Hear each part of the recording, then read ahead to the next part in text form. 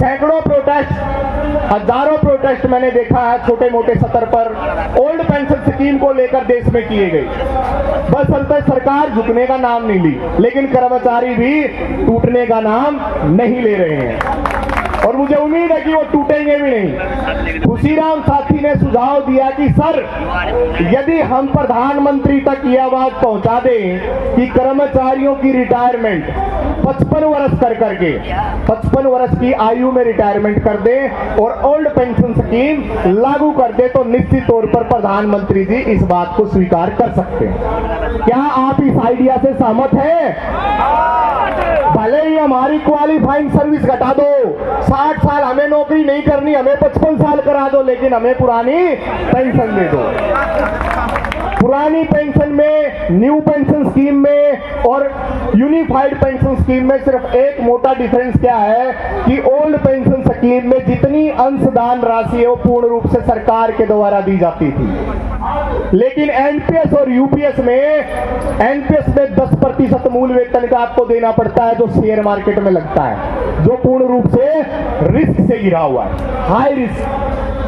हाँ, डीएनआर एक पॉलिसी के बारे में आप बखूबी जानते हैं। आपको पता, रेल सेवा आचरण नियम ये कहता है कि यदि कोई रेल कर्मचारी अगर नौकरी को छोड़कर दूसरा कोई भी काम धंधा करता तो गैर कानूनी है।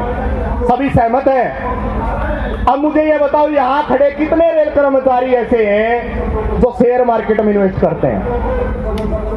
झूठ मत बोलना, 99% है ना। जो रेलवे बोर्ड ने, जिस रेलवे बोर्ड ने हमारे लिए नियम और पॉलिसी बनाई, वही रेलवे बोर्ड उन पॉलिसीज का उल्लंघन कर रहा है। वो भी तो हमारा पैसा इकट्ठा करके शेयर मार्केट में लगा रहा है, तो उसके ऊपर डीआर एक्शन क्यों नहीं? क्या आपको नहीं लगता कि डीआर नियमों में संशोधन होना चाहिए?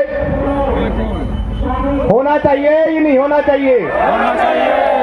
डिसमिसल और रिमूव फ्रॉम सर्विस जैसी शास्तियां निश्चित तौर पर रद्द होनी चाहिए और जितने हमारे ट्रैक मेंटेनर साथियों को बेवजह प्रताड़ित करके नौकरी से बाहर किया, उनको जल्द से जल्द वापस पुनः उनको रेलवे में बहाल किया जाना चाहिए।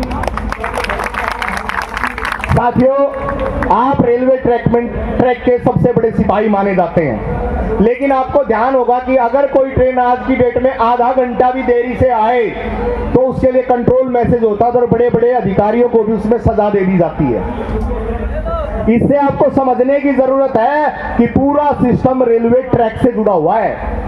रेलवे ट्रैक से जुड़ी अगर कमियां आप पकड़ करके उजागर कर दो तो आप अपनी नौकरी को बचा सकते हो। मेरा जहां कहीं भी आपने भाषण करवाया, मैंने वहां हर जगह साथियों को अवगत कराया है कि अपनी नौकरी कैसे बचाएं। इस पाठ को पढ़ना बहुत जरूरी है। अगर ये आपने सीख लिया तो आप और आपके बीवी बच्चे सुरक्षित रहेंगे, आपकी नौकरी को कभी कोई आंच नहीं आएगी। करना क्या है? हमारी पटरी के अंदर ट्रैक पर 10 से 12 प्रकार की समस्याएं हैं।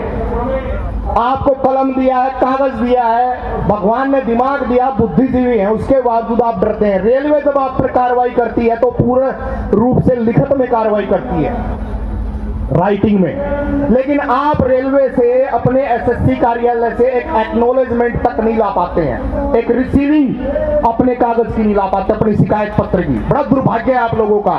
क्यों डरते हो? किससे डरते हो? बताओ मुझे। एक अधिकारी का नाम लो।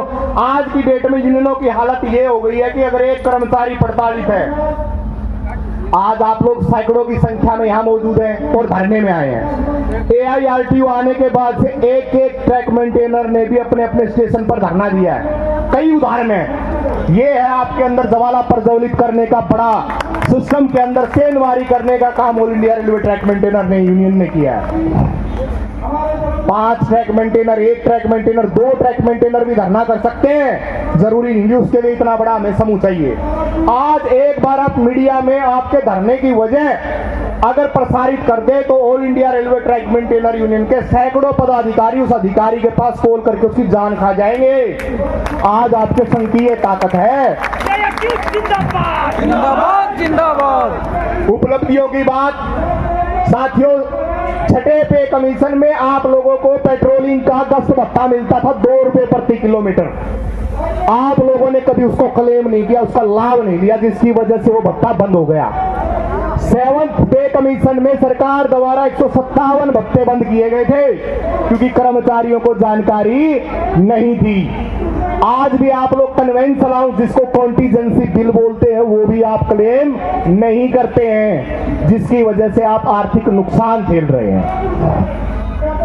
ओवर टाइम, कोई track maintainer over time claim नहीं करता, मरता रहता है बेचारा, बोलता है कि मुझे एक CR दे दो, एक एक्स्ट्रा रेस्ट दे दो। अगर आप ओवर टाइम लेने लगे तो मैंने जैसा बोला था, जब मेरा कभी पहला भाषण इधर जंतर मंतर पर 2016 में हुआ था, तो मैंने ये कहा था कि क्यों न ट्रैक मेंटेनर के लिए इतने भत्ते लागू करवा दो कि उसका वेतन 60,000 प्लस हो जाए। लेकिन ये संभव कब है? जब आप लोग पूर्ण रूप से जागरूकता के साथ शिक्षित होंगे, कलम उठाएंगे और अपने लिए लड़ेंगे।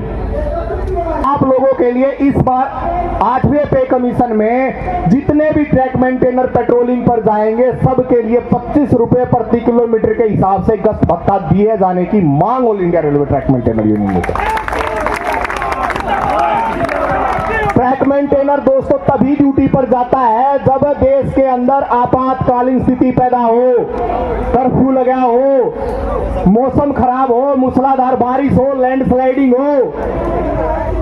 इतना सारा खतरा होने के बाद ट्रैकमैन अकेला पटरी पर खड़ा मिलता है। इसीलिए मौसम के विपरीत कार्य करने वाले कर्मचारियों को क्या बैड क्लाइमेट अलाउंस यानी कि खराब मौसम भत्ता नहीं मिलना चाहिए?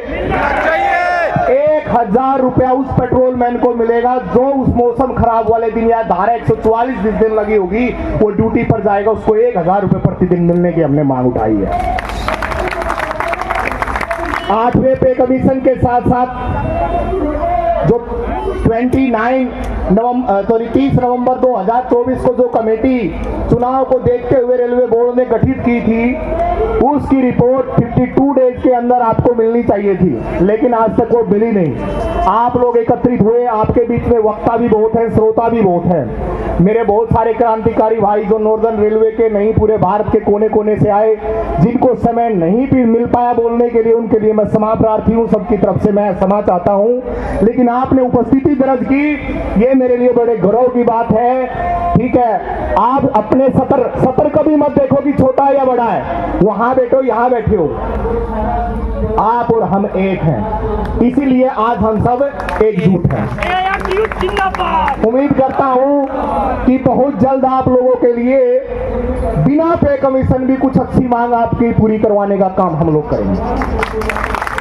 All India railway trackman union जिंदाबाद, जिंदाबाद जिंदाबाद, ट्रैकमैन शक्ति जिंदाबाद, युवा साथी जिंदाबाद।